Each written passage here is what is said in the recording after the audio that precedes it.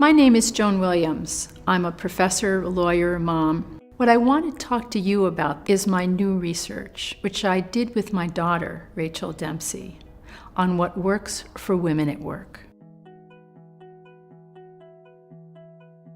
So you may be asking, why do I need to know about gender bias? Well, at the current rate of change, it would take over 250 years to have the same numbers of male and female CEOs in the Fortune 500. The same is true in most other fields.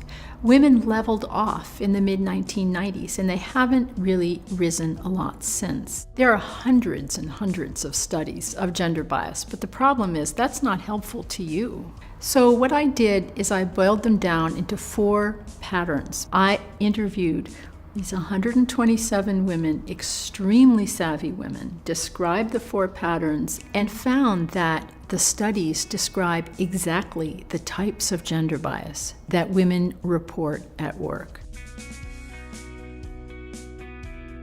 One is that women often have to prove themselves over and over and over again.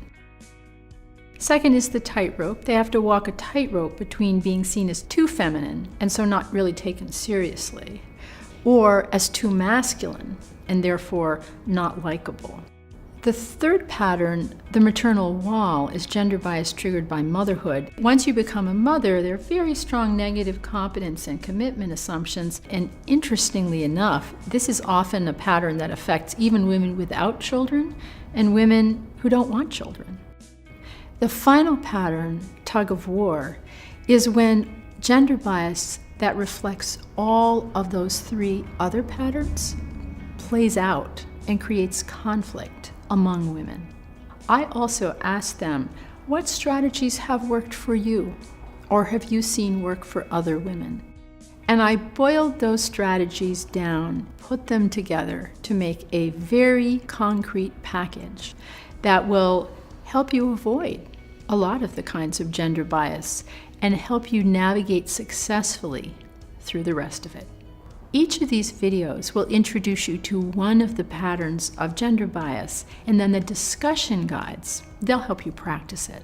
My goal is for each one of you to have very concrete, actionable strategies you can begin to do tomorrow. I hope you find it useful.